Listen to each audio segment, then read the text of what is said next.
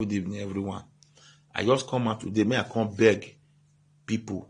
Now, seeing people wey did these pictures when I bring come out, so I go beg two of them for inside, Iranomigo and Abat. Now I come beg for here because we dey talk say this election go hot, this election go hot. Not be Obaseki hand the day, not be Yamu hand the day. Now the people when they support them, now their hand na e dey. Because you go see today now Abat and Iranomigo now, they don't turn enemy because of politics. But Abat, you don't ever ask yourself, or Iranomigo, una too don't ever ask una self, say, where is the Yamu family? That they kill themselves because of this election? Then they cause enmity because of this election? You don't ever ask yourself. Una too don't ever ask yourself, say, where Obaseki family? Then they turn people enemy because of this election? Or that they kill themselves, or that they kill themselves because of this election? Una don't ever ask una self this question. But una see wetin happen for palace that day. Obaseki and Ize Yamu, they are two, they embrace each other. But can Abat and Iranomigo embrace each other now? Because of wetin una dey use unite they see. Because many people say, because that's what begin to dey chop meat. You understand? Because we can't beg una. This election go hot, it go hot. Not be Obaseki hand the day, not be Ze Yamu hand the day. Now we they support them. Now our hand night day. Now wetin make me come out today, come beg. I beg. If that today be your first time, when you say they hear our video or when you see our video, please help us share am. Make it reach where Abat today, make it reach where Iranomigo day, make it still reach where Akobe day. But Akobe na sumon. Now you all want talk for Akobe issue. Abat, I beg we they beg you. If you dey play politics, play your politics. Support anybody we want support. Nobody go there against you at all because now your life. But this politics where you can't they play now, can't they turn enemy? Imagine now today now you with Akobe now, una don't turn enemy. You with Iranomigo now, una don't turn enemy. But you never see where Obaseki for the insult is there Yamu. Or you never see where Ize Yamu for the insult Obaseki. Even the Oshomole self, this election don't teach Oshomole sense. Say politics, not be waiting to take the insult person because he's no waiting pass. But now, if Oshomole want talk now, he go say the other guy. The other guy. Now Oshomole they talk about now. The other guy now they talk. But all the cause when it cause Ize Yamu before, but can Oshomole repeat all those things today? No, because they don't show and sense. Say politics, not be waiting until they turn each other enemy. But Abat, you don't ever ask yourself, say, when Obaseki dey APC, if they tell you say Obaseki go come out for APC, come be candidate of PDP, if they tell you, you go believe? The answer is no. Or if they tell you say when is there Yamu dey PDP, if they tell you say you go come up for PDP, come as a constant as an aspirant for APC, who go believe that thing? The answer is still no. So why we not use this sense? Why we not use this sense? May we take play good politics. May we take leave good legacy for our family and for our children. May we leave good legacy for them. And Iranomigo, at least you still senior Abat. They say small pikin not do small pikin thing. Big person go still do big person thing. But you, Iranomigo, I beg, me want to beg you. At least you that still man, you get grown up children, you don't still grow. I don't know your age, but you don't still grow. I beg, you will still, as you still come America, you suppose don't still expose.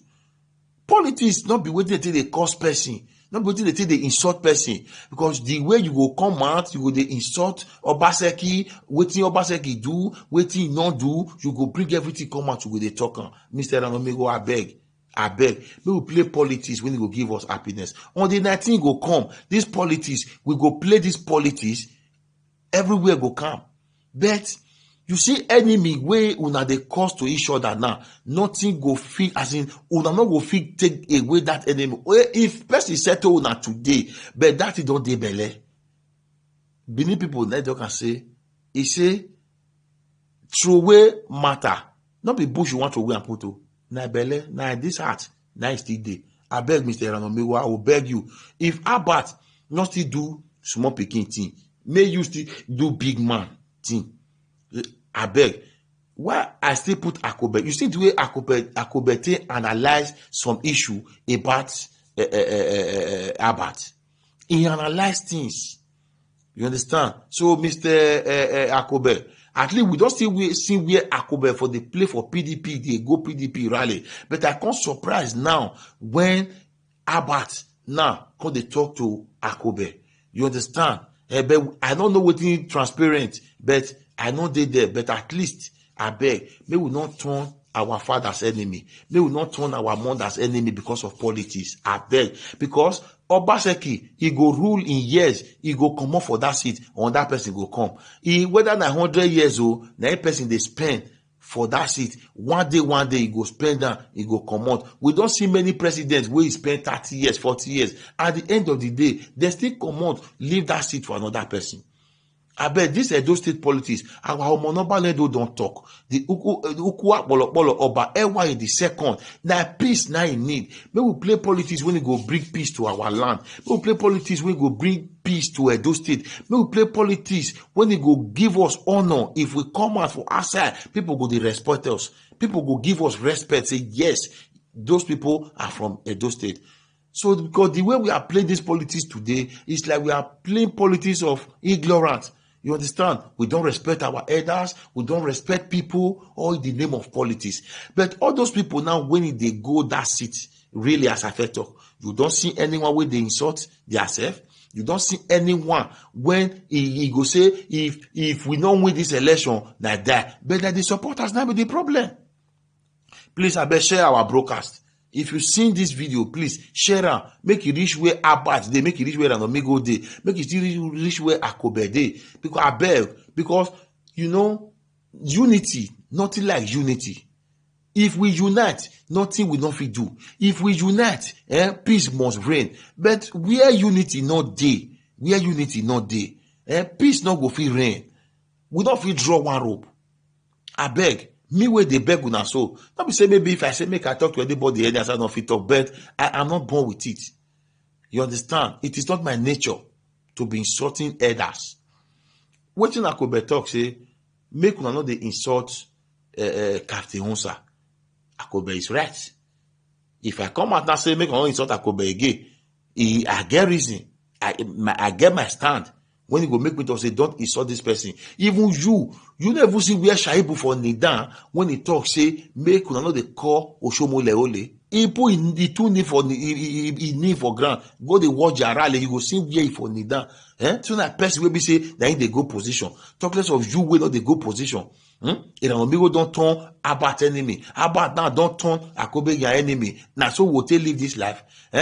We get future ahead. Our children get future ahead. Because anything what they do today, now our children now will live all those things for. Anything what they do today, now our children now will live on for. I bet this was the 19 politics where we want play so. Not be to take kill each other, not be to take cause enemy from the as in from the state who for come or for the area who for grow. Not be the kind of politics not be with the play. The kind of politics where would they play be say make we use and take know our stand, make we use and take get peace, make we use and take get joy, and make we use and take get happiness. So Mr. Abat, I come here as in advise you, say I beg, if you get any area as in waiting for the lack, try as in rebuild and regain that area.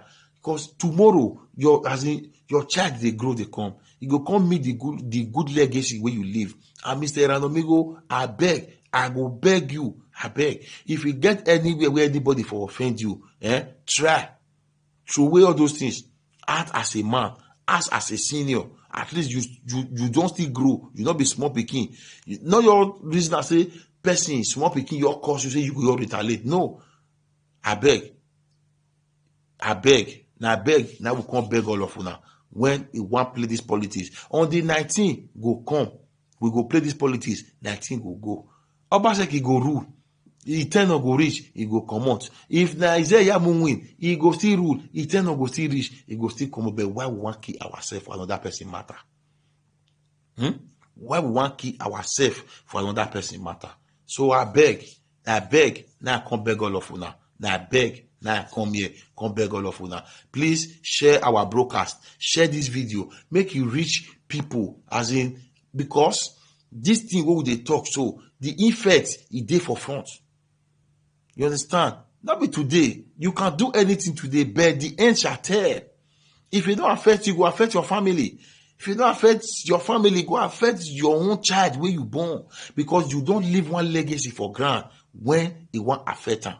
If you do good, you go reap good. If you do bad, you go reap bad. I beg. Edo State is a land of peace. Edo State is a land of happiness. Na land of joy. I beg.